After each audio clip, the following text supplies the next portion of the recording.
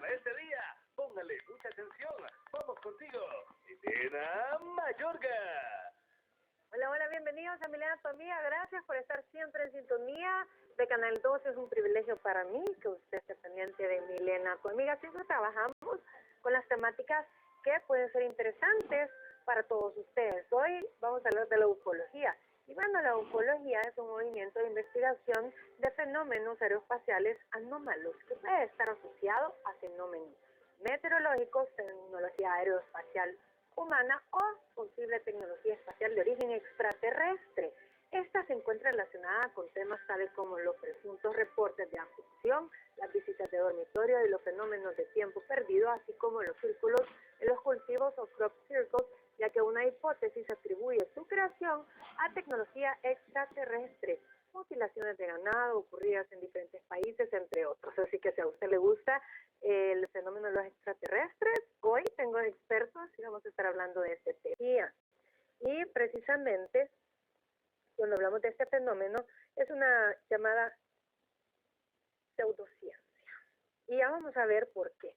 Y en la era moderna de los discos voladores fue iniciada oficialmente el 24 de junio de 1942, dando espacio al término ufología, que es el estudio de los UFOs. En inglés dice que es Unidentified Flying Objects, y el estudio de sus tripulantes, y ufólogo para el investigador del asunto, en español, ovni, por objeto volador no identificado.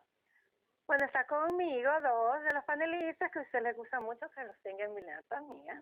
Está Max Brano, investigador. Buenas noches, Milena. Bienvenido. Gracias por acordarte de tu servidor. Gracias a este canal. Por colaborar siempre. Y también investigador de lo paranormal, Francis Fan. Bienvenido. Hola. Bienvenido. Qué bueno que está aquí conmigo. Gracias. Ufólogo, realmente es un término que casi no lo utilizamos porque casi siempre hablamos de extraterrestres. Pero yo decía que también es una pseudociencia. ¿Por qué? Bueno, la verdad es que todas las ciencias oficiales han comenzado como pseudociencias. Yo pienso que lo de pseudociencias no se aplica porque el fenómeno es real, independientemente de cuál sea la explicación, ya sea psicológico, sea un fenómeno físico, sobrenatural, lo que sea, el fenómeno es real. Y alguien tiene que ponerle nomenclatura, alguien tiene que reglamentar ese fenómeno. Si estas personas de forma empírica se autodenominan ufólogos, pero están tratando de saber qué es lo que hay detrás del fenómeno y aportando sus teorías, me parece que bienvenido, ¿no? Peor es ser indiferentes al fenómeno. No veo, no existe, no es cierto.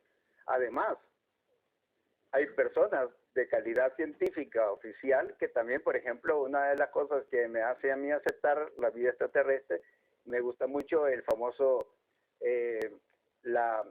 Carl Sagan hizo algo que se llama la ecuación de Sagan, y es algo así, ¿no?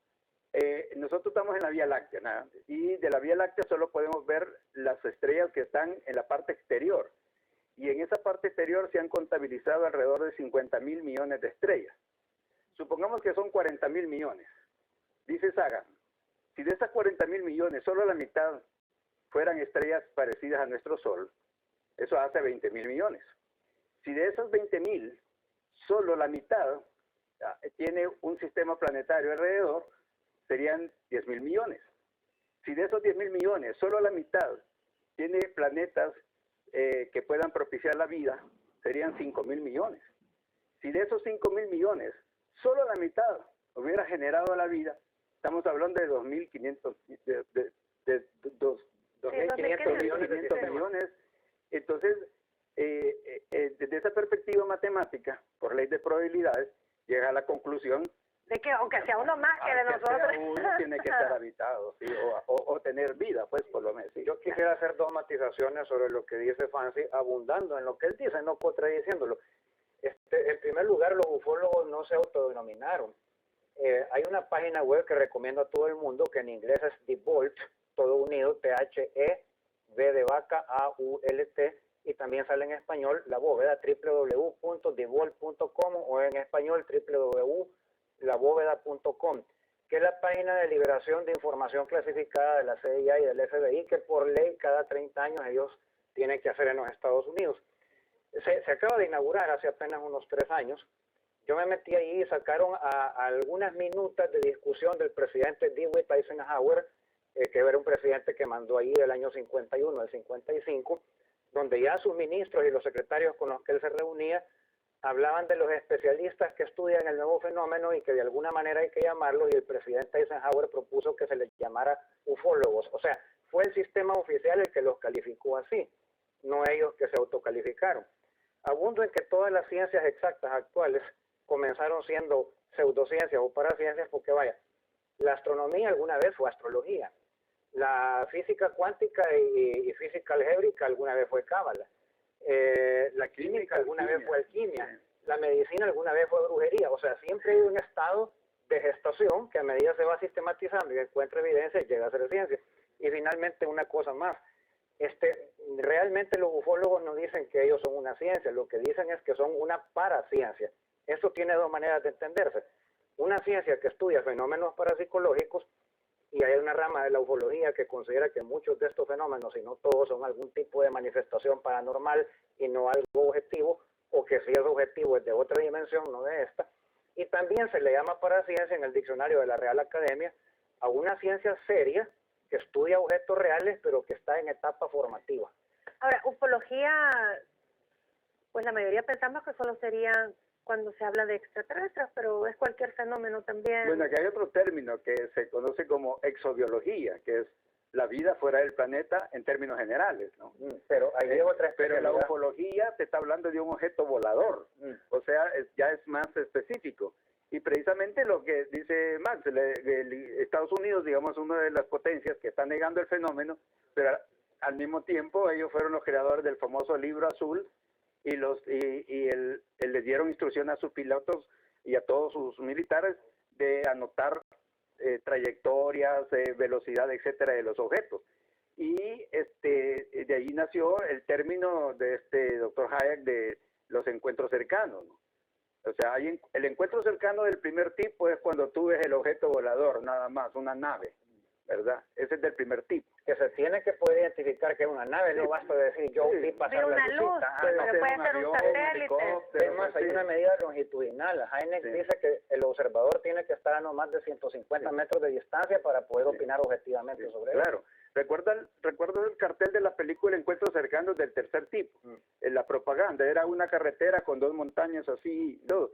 Esa fotografía es la que tienen en el plano los militares norteamericanos para sobre ese trazar lo que dice más trayectoria, velocidad, distancia aproximada, etcétera. Entonces es el encuentro cercano del primer tipo. Del segundo Del tipo, ¿cuál segundo es? tipo es cuando deja huellas, cuando se puede llegar a detectar, digamos, radioactividad en un sitio donde se ha visto, o hay campos quemados, o incluso en personas que han afectado, digamos, cierto tipo de radioactividad, etcétera. Y el encuentro cercano del tercer tipo es cuando tiene contacto con el ovninauta, es decir, con el tripulante del ovni, que es el más raro, y que de hecho no siempre es saludable, porque muchas personas en esos contactos han pescado virus extraños que los han matado rápidamente. O conductas que a la postre terminan siendo suicidas, o que no son conductas tan locas que se diga, pero debido al medio social en que está la persona, cuando empieza a hablar del tema y a decir que tiene revelaciones o que le han dictado determinado tipo de conocimientos, la gente lo aísla y su vida se vuelve un infierno. Pero eso ya es más condicionado por el medio, porque no sería lo mismo un contactado en Suecia, donde la gente está abierta a oír cualquier punto de vista, siempre que sea lógico, a un contactado en el sur de Brasil, donde te pueden hasta linchar. Hoy estamos hablando de la ufología y se trata en definitiva del estudio de los objetos voladores no identificados, y puede considerarse a la ufología como una pseudociencia. Eso practicábamos en el bloque anterior, ya que sus afirmaciones no suelen ser avaladas por la comunidad científica en general. Y bien, está con nosotros 2 invitados más. Por acá está el pastor Adonis Nieto de la Iglesia de la Luz del Mundo. Bienvenido. Y también el teólogo Juan Galdames. Bienvenido. Ahora, qué bueno que nos acompañan de la iglesia, porque pues la mayoría refutan el hecho de que exista vida fuera del planeta Tierra. ¿Por qué? Bueno, yo creo que muchas veces se da por posturas fanáticas o del limitado conocimiento. Yo cuando veo la Biblia o las Escrituras, que es la base de mi fe, y práctica hasta donde puedo ser consecuente con ello, lo que veo es que sí, la Biblia habla de otras formas de vida, no solamente la vida humana, ¿verdad? Habla de ángeles, de arcángeles, de querubines, serafines, y la pregunta que queda, porque no se define, eso es, no queda muy claro, es qué forma tienen esas otras formas de vida. Lo único que sabemos más que es de los ángeles y de los querubines que describe ciertas partes de la Biblia, pero más de eso no habla más. Entonces mal se hacen en especular, pero sí creo yo que es admisible eso. Tal vez no lo que se especula, lo que siempre has dicho, aquel personaje marciano, el venusiano, ahí se comienza a... cara de hormiga con antenitas. Sí, a veces hasta ridiculizar un poco la figura de un extraterrestre, ¿verdad? Y después Hollywood mete las manos y ya el asunto se deforma. Pero sí la Biblia habla de eso, de esa forma de vida, ¿verdad? Más allá de eso, es difícil ir desde mi punto de vista, ¿verdad? ¿Por qué? Porque hay mucha limitación en cuanto a, repito, la forma que tiene un ángel. Sabemos que tiene forma humana, ¿verdad? Apariencia que confunde con seres humanos cuando los vieron en algunos casos, pero luego alguien les puso ángel y digo alas y entonces todos piensan ángeles volando por ahí.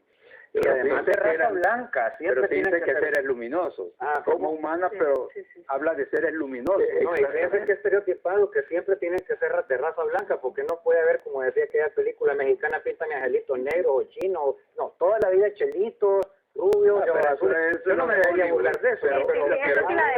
Pero la Biblia no habla de ángeles blancos. Son las pinturas. Las pinturas lo ponen así. Pero también donde se agarran muchos ufólogos es cuando dicen, por ejemplo, de los carros de fuego que aparecen en la Biblia. Sí, pero obviamente no está hablando de eso. Cuando Elías. Claro, porque son acontecimientos bíblicos malinterpretados. ¿Pero qué tipo de carro de fuego sería? Claro, pero lo que pasa es que son pasajes también extraordinarios, ¿va?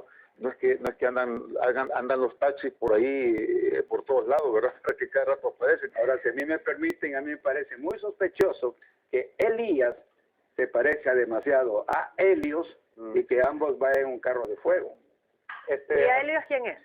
El dios del sol para los griegos que recorría el espacio supuestamente en un carro de fuego. Pero hablando de eso, estamos hablando de que antes que Elías ascendiera, también había ascendido Enoc y no precisamente en un carro. Jesucristo también asciende y no precisamente en un carro de fuego, ¿no? Sin embargo, a Jesucristo lo oculta una nube discoidal y se hace referencia a la forma de la sombra también. No, la Biblia no dice que era nube discoidal. Como no, cuando habla de la nube que cubrió el lugar de la crucifixión, dice, y un arco de sombra cubrió Jerusalén, y da la distancia en codos y yardas. Ahora, lo que voy es a esto. No es que tiene que parecerse a un ovni, porque nadie sabemos cómo un ovni es, salvo el que los haya visto y sabe los que vio él. Lo digo por esto. Porque analizando toda la literatura fotográfica, que la hay y no inventada por computadora, de ovnis que se han visto, los hay en forma piramidal, de refrigeradora, de acordeón, los hay globulares, los hay elípticos, los hay en forma así de la forma esta del infinito, de la geometría topológica. O sea, no todo tiene que ser un disco. Y esto más, la ufología analiza casos de contactación que han sido a través de canoplas y de rayos Sendra. Me explico. El rayo Sendra es una especie de portal que no es un objeto, es una zona luminosa a través de la cual se puede pasar a otra realidad, que incluso puede parecerse mucho a esta. Es el famoso caso del cabo Francisco Martínez del ejército chileno, que recién después del golpe de mi general Pinochet, cuidando la frontera con Argentina, hubo una luz sospechosa que creyeron ellos que eran contrabandistas o guerrilleros que venían de Argentina en un camión, salió a interceptarlo y pasó por la luz. Cuando lo devolvieron unos segundos después, ya en esa época había relojes digitales con barba y todo, y el reloj digital de él marcaba hasta otro año inclusive. Yo creí que era mentira, pero ya he mencionado en este programa que hace mucho tiempo en la defensa civil algunos nos fuimos a capacitar a Chile, también pensando en un campo de repliegue si se perdía esto acá, y dije, me voy a descolgar para averiguar si esto era verdad, porque siempre es un tipo de tema que me ha apasionado. El pueblo de él no es tan lejos de Valparaíso, Y cuando llegué me detuvieron las autoridades y me dicen, no, usted no puede hablar con él. ¿Pero por qué? Ya les expliqué yo que mi interés era legítimo. Nadie puede entrevistarlo a él sobre este tema. Entonces yo no sé qué le pasó, pero sí sé que fue verdad o no habría una veda. Bueno, también siento yo que con la tecnología que hoy tenemos,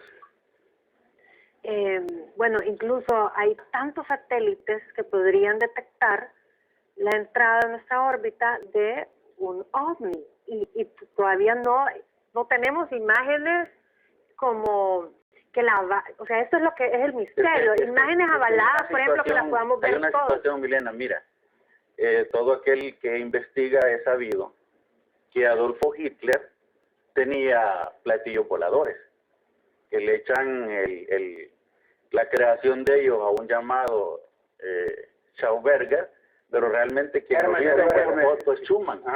Entonces, cada uno inventó un aspecto diferente. Schauberger inventó el pero el asunto es que sí crearon platillos voladores. El problema es que cuando hay accidentes de platillos voladores, de los que se ha mencionado, son precisamente creados por los seres humanos que son tan malos que chocan.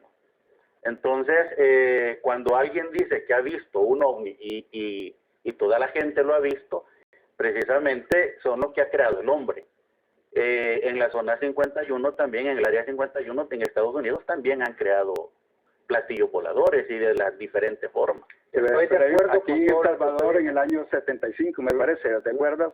Que hasta en primera plana de los periódicos aparecieron dibujos porque nadie tuvo tiempo de fotografiarlos. Juan, tú te debes de acordar, eran como las 4:30 de la tarde, yo lo vi, mucha gente lo vio, sobre San Salvador, una cosa larga, así luminosa, con dos ejes, como dos fanales luminosos, y un ruido como de motor que se escuchó. De hecho, yo estaba platicando con un amigo en mi estudio cuando escuché la trepidación sobre nuestras cabezas. Y yo le dije, hey, ¿qué es eso? Salgamos. Y salimos a una terraza y lo alcanzamos a ver. Lo vio toda Centroamérica y nadie dio explicación después a eso. Y yo te puedo dar una hora. Puede haber sido un arma de los gringos, de los tipos de cohetes de etapa que se utilizaban en aquella época y que hoy ya no, que una de las etapas muy principal haya fallado y se haya desintegrado sobre el espacio aéreo centroamericano, y los gringos quizás no dieron explicación de eso. No se desintegró nada, Max. Era una línea larga con dos línea larga es el incendio que va dejando la parte delantera. No era una estela, no dejaba estela, era un objeto que se desplazaba. Es más, yo estoy diciendo esto y muchos de los televidentes se han de acordar, decir, yo lo vi, porque lo vieron, todo el mundo se lo vio vio. en todo Centroamérica. Sí, pero aquí en San Salvador estaba oscureciendo, sí, me acuerdo, y se vio como que era el mediodía. Fue entre 6, como las 6 de la tarde, y se vio como que era el mediodía, ¿no? Y se escuchó un trepidar que se iba quedando atrás, ¿verdad? Cuando iba avanzando. El fenómeno se publicó, se le dio noticia, pero nadie dijo, esto es. Cuando cae... Había que ir a buscar, bueno, ya hay un rotativo que cumple 100 años, tiene que tener reportado. Claro. Sí, no, lo que dice Pastor, de que a veces una persona puede decir, yo vi un ovni, yo vi una cosa, pero ¿qué pasa cuando toda una ciudad lo ve? ¿No? Entonces, posiblemente ha sido creado, como dice Max, como un arma o como un objeto o como una nave de invasión. El posiblemente nos deja la posibilidad que sea humano, terrestre, perdón, o que no lo sea. El caso, el posible nos deja también la posibilidad que no lo sea. El caso aquí es que cuando hablamos de ovnis y ya que no son de origen terrestre, aquí entramos a otro aspecto, porque cuando hablamos de personas contactadas, por ejemplo Sixto Paz Will, que ha estado también aquí en esta sala, pero no en este programa, en otros, en Ecomilena creo que no ha estado. No, porque no le gusta que él quisiera que yo lo entrevistara a él solo. Y la dinámica de este programa es tener un debate, es tener a varios que opinen y no necesariamente tienen que tener... El asunto es que a él en España lo sometieron a una prueba con una máquina detectora de mentiras y salió que todo lo que él había dicho era falso. Entonces lo que los especialistas dijeron en torno al caso de él es que si alguna vez él ha estado en una nave, pues lo ha estado en una manera, ha sido un sueño o raptos de entendimiento o cosas por el estilo, pero no realmente. Aquí estamos hablando de los charlatanes. Eso es cierto. Por ejemplo, un libro, y estamos comentando ese libro hace poco, Apareció un libro editado en Perú por un autor, Josito Ibrahim, que se llama Yo visité Ganímedes. Y que por Se cierto hizo el tuvo dos bestseller, todo el mundo lo andaba leyendo y todo el mundo, ahí describía él las características de Ganímedes, el satélite jupiteriano, porque él había viajado allí y toda la civilización la describía. Yo leo el libro, muy bien. Después aparece otro libro que se llama Mi preparación para Ganímedes. En el prólogo él dice que los sucesos narrados en este libro sucedieron antes de lo que conté en el primero, porque esta es la preparación al viaje que hice allí. Como el segundo o tercer capítulo él cuenta que va al Tíbet y un lama tibetano le enseña unas tumbas de unos gigantes, etcétera, y de repente el lama le dice, ¿no? Mira, le dice, esta planta medicinal es la que tú mencionaste en tu libro. Entonces yo dejo de leer allí. Otra persona viene y me trae un libro y me dice, mire, no tiene coherencia. La vida de Jesús contada por él mismo, un libro que anda circulando por ahí, supuestamente que Jesús se lo transmitió a un medio. Y yo digo, el verbo, la palabra justa, que se le olvidó que lo tiene que transmitir. Bueno, el caso es que tomo el libro, abro la primera página y dice, yo Jesús de Nazaret, yo Jesús nací en Nazaret en tiempos de Herodes Antipas. Yo no le leí. Herodes en grande fue cuando él nació, no Herodes Antipas, y además no nació en Nazaret, le decían nazareno por ser nazarita. Entonces, hay mucha literatura, sí. Por otro lado, aquí quiero cometer un sacrilegio que creo que me va a costar linchamiento por parte de mis vecinos y amigos, y es defender a Sixto Paz Wells. No en todo, sino en el caso particular del programa que... ¿Tú ya lo conoces a él? Sí, ya lo conozco. Debo decir que he estado con él en este canal cuando tú no trabajabas. Yo también estuve con él en este canal. Y tuve la oportunidad de confrontar ¿Siempre con viene él. o El Salvador? Y yo también tuve la oportunidad de confrontar con él. No vine a darle la razón, sino que chocamos, ¿verdad? Pero yo soy de la opinión que al César lo que es del César y a cada quien lo que es de cada quien. Él fue entrevistado por Canal 11 de España. Yo vi la entrevista y aparte, si tú pones www.sixtopaz.org, la entrevista se conserva en una de esas, en Canal 11. El programa se llamaba La Máquina de la Verdad, porque el programa consiste en que llevan a una personalidad, no importa qué, y le empiezan a hacer preguntas difíciles sobre su vida o los puntos menos creíbles de lo que habla, y la máquina, que es un polígrafo, no tiene que registrar la discrepancia cognitiva que hay entre el que está fabulando y el que dice la verdad. En el caso de él sí se registró, pero es que las preguntas estuvieron supremamente mal hechas. En primer lugar, le preguntan que si él estado en otro planeta, y él en ninguno de sus libros ni en sus conferencias sostiene haber estado en otro planeta, sostiene haber estado en satélites de Júpiter. Y como Sixto pasa toda su vida hablando de eso, y hasta podríamos decir que es su modus vivendi, él distingue muy bien entre planeta y satélite. Dos, le preguntan que si fue transportado por una nave, y él dice que no. Pero lo que pasa es que él dice que no, porque lo que él se plantea es que los contactos eran que él entraba a un centro, a uno de estos portales, y ¡pum!, había una especie de teleportación, pero no dice haber estado en los vehículos. Pero yo lo entrevisté en El Salvador y sí dijo que había estado en pero esa ya sería una contradicción posterior. No, Salvador Castellanos estaba en ese tiempo aquí el Canal 12 cuando yo estuve con él. No sé si también si ustedes han visto o han escuchado o han leído la serie de libros El Caballo de Troya, escrito por la J. Benítez, que no es otra cosa que también un plagio de Uriantia Bock y de la organización Urantia. Benítez es novelista, él es novelista. Bueno, en parte sí, en parte no, pero Benítez tiene mucho que ver con lo que usted citaba de ovnis de manufactura terrestre, que no todos fueron manufacturados por los nazis. Usted comprenderá que al caer Alemania y las potencias del eje, todo el botín tecnológico se lo repartieron las potencias vencedoras, todas ellas, incluida la Unión Soviética, Francia, Israel, que en una medida sus primeros científicos eran inmigrantes de Gran Bretaña, Canadá, etcétera. Y Benítez lo que plantea, a pesar de que utiliza mucha terminología sacada del libro de Urantia, es que es posible que actualmente haya ovnis de tipo espacio-temporal que sean manufactura de la NASA. Por eso te hablaba en el caso de la visión masiva que tuvo San Salvador, que yo también fui testigo de ella, que pudo haber sido un ingenio de la NASA y no nos iban a contar. Un ejemplo más reciente, hace poco, el año pasado, cayó una cosa inmensa sobre Rusia que estuvo a punto de hacer pedazos 3 o 4 ciudades. Por poquito no las hizo y el estallido sí voló muchos vidrios allá por Tomsk, en el centro de Siberia. Cuando tú analizas los videos que se conservan en internet del momento en que eso iba a impactar, se ve otra cosa que sale de algún lugar del arco terrestre, le da y lo hace estallar en el aire. Entonces, evidentemente esa fue la defensa antiaérea misilística que tienen los rusos. Pero lo que quiero hacer ver es lo siguiente. Los misiles tú los puedes orientar solamente cuando conoces la trayectoria y la órbita de otra cosa de manufactura humana que te viene, porque ya ha sido vectorizada y algebrizada.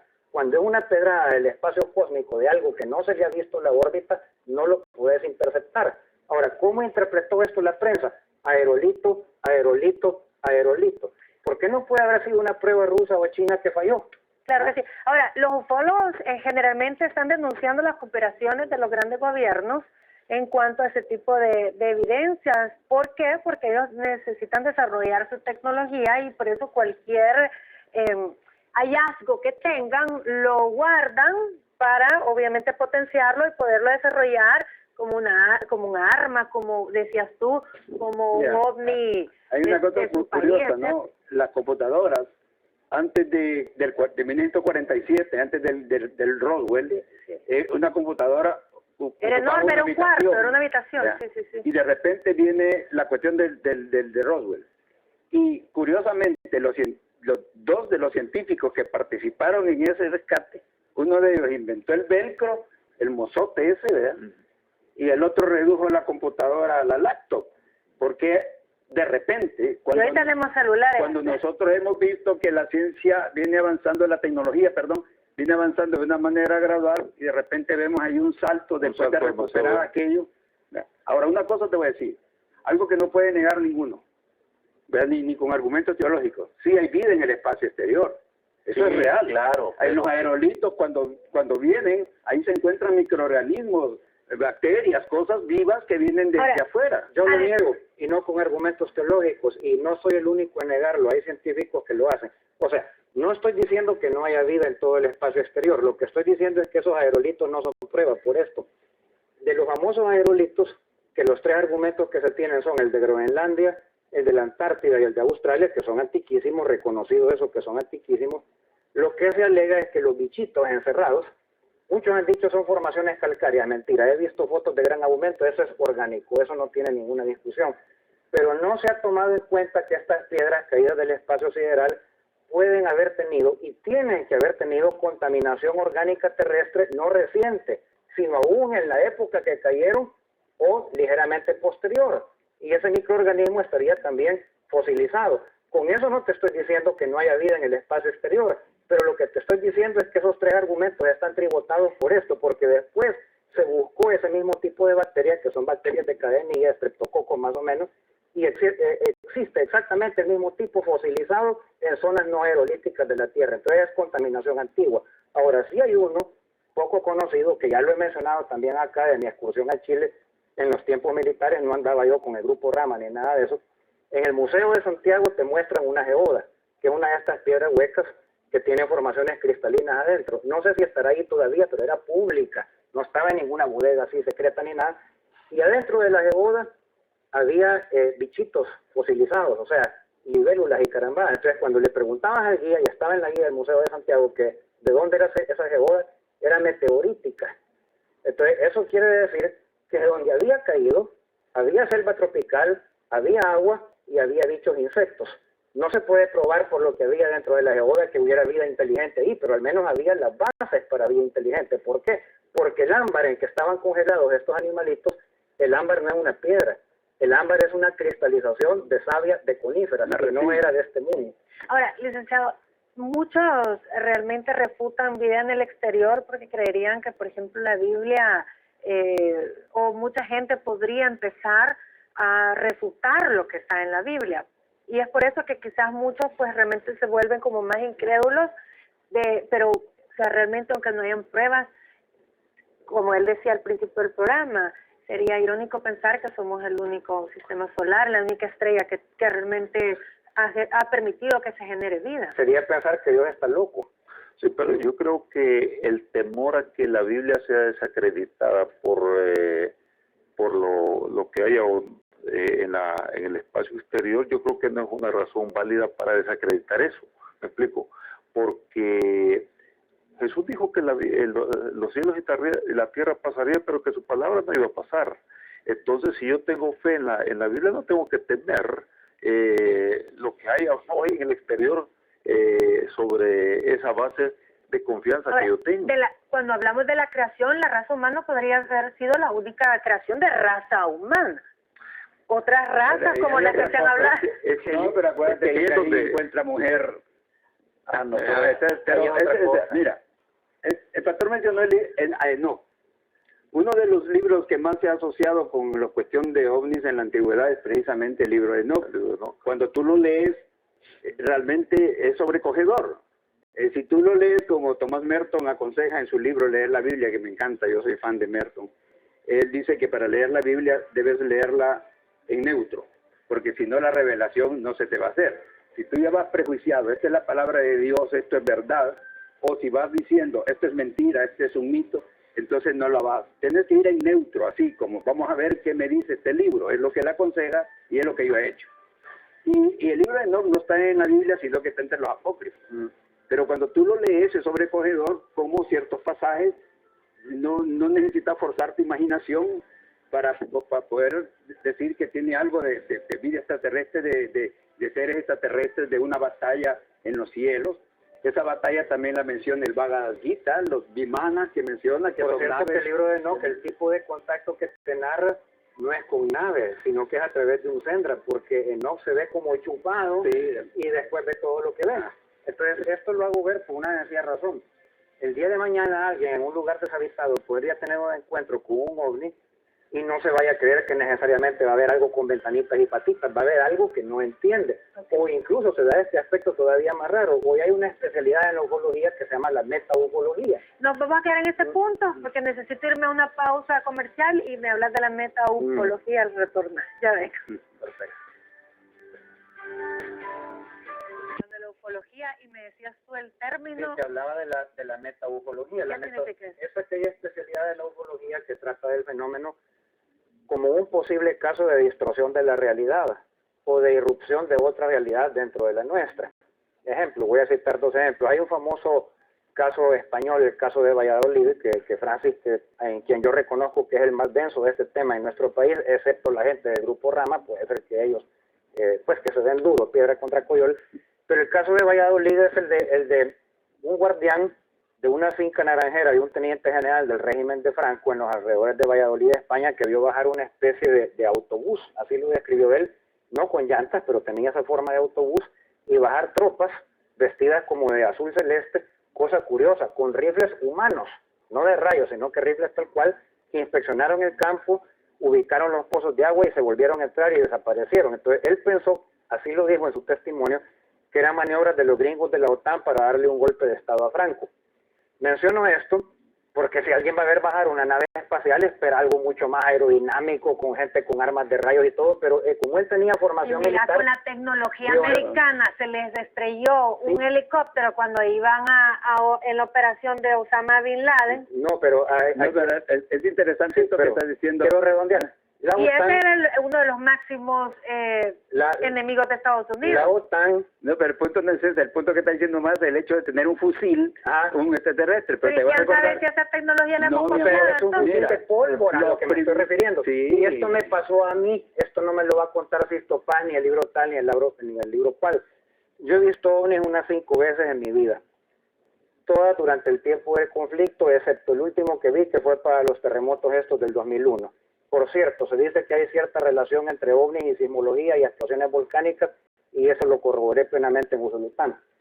Pues de los que vi durante el conflicto, que uno de ellos, el que me dejó más impactado, fue vísperas de la primera venida del Papa Juan Pablo II, pero el día antes, inmediatamente antes, y no fue uno, eran 3, y a la distancia reglamentaria que impone a la Heineck, o sea, unos 150 metros, es que lo curioso es esto, parecían ilustraciones del libro de ciencia ficción soviético de los años 30 o 20. O sea, se veían acartonados, se veían los pernos, las trequitas, las patas, etcétera. Entonces, muchos de los autores de ufología dicen, pareciera ser que el fenómeno ha existido siempre, a todo lo largo de los tiempos, tiene que haber y va revistiendo la sí, forma que la mente humana le da según la cultura tecnológica. Ahora, pero hoy... Mira, permíteme aportar algo de eso. Los primeros dibujos o testigos de los platillos voladores hacían bajar a los omninautas por escalería. Sí. Era el tiempo en que nosotros subíamos por escalería al avión. Ahora ya no, ahora son abducidos por un rayo. Entonces la tecnología de ellos también avanza. No, es la parte de la percepción nuestra la que avanza. Es la percepción humana ahora. Algo debe quedar claro, Max, y es que hay hologramas también que te los pueden proyectar y puedes decir que estás viendo un platillo volador y realmente no lo es. Eso forma parte también de la metodología. Mira, hay un Imagina que todo esto es una conspiración para inculcar nuevos Ahora, valores. es que mira, hay una cosa, Milena. Existe un proyecto de establecer un nuevo orden mundial, un gobierno dictatorial mundial. Y la élite sabe que la única forma de poder hacerlo es decirle al planeta que está amenazado por una invasión extraterrestre. Entonces ahí con eso se unificaría todos los países del mundo, todas las religiones, O le bajo un pongo, solo o le gobierno. pongo el otro lado de la moneda. Crear por todos lados revoluciones y violencias y turbulencias, aquí Mara, ISIS en el Medio Oriente, ataques a periódicos libertinos en Francia, etcétera, y después venir con unos extraterrestres salvadores que por detrás serían los mismos poderes judeo-financieros que controlan la humanidad, De hecho, a mira, decir, aquí está el nuevo Mesías que les dicta los valores Snowden dice universales. que Estados Unidos está siendo gobernado por extraterrestres. No, Pero bueno, aquí vamos, no, lo que hay estoy una- hablando es que es de una tramulla, no que sea real. Pero mira, aquí vamos a hablar una cosa, Max. Y la Biblia me da el parámetro. Le dijo Satanás a Jesucristo, todo esto te daré si postrado me adorares, y le mostró los reinos del mundo. Eso significa claramente que los que están en las altas esferas del poder, para poder mantenerlo, tienen que estar pactados con el diablo. Situación que no se niega aún en nuestros antepasados. Hablamos de los hacendados que siempre para tener el dominio sobre pocas personas hacían pacto con Satanás. Entonces hay un pacto que se maneja en la mitología tecnológica, el pacto reptiliano, que no es otra cosa más que un pacto diabólico, por no llamarle satánico. Y aquí quiero decir esto, ¿cómo va a venir un extraterrestre a miles de años luz de distancia solo para venir a desacreditar la Biblia o venir a, No, si desacreditar vienen con otra el cristianismo? función. Lo que yo te quiero decir es algo, que entre los ejércitos de Satanás, demonios, malos espíritus, malicias espirituales, también hay ángeles caídos, que es lo que mencionaba aquí Francis, lo que dice el libro de Enoch, los ángeles que fueron los que hicieron el papel de vigilantes.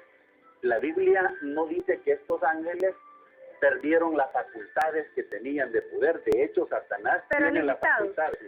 A lo que voy es esto, que los demonios para poder operar necesitan un cuerpo. Por eso necesitan introducirse a un cuerpo del ser humano de animal.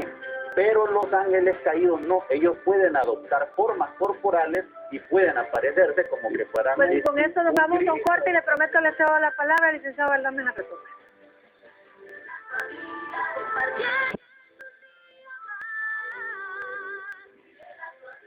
Y aquí ya voy a sacar otro tema, Los Ángeles Caídos. Otro tema, porque estamos es más, gobernante que se le le hace tengo un que ceder la estudio palabra al antes de licenciado Dios, no creo en Baldames. eso. Adelante. Bueno, solamente quería agregar el hecho de que la Biblia sí habla de la existencia de huestes espirituales de maldad en las regiones celestes. Y yo creo que, pensando en lo que decía el compañero de diálogo hoy, Adonis, cuando hablaba de que estos seres que necesitan un cuerpo, una forma, y que necesitan también una forma de transportación, que muchas veces yo creo que, recordemos que el diablo, Jesús dijo que era un personaje que busca confundir, engañar y matar.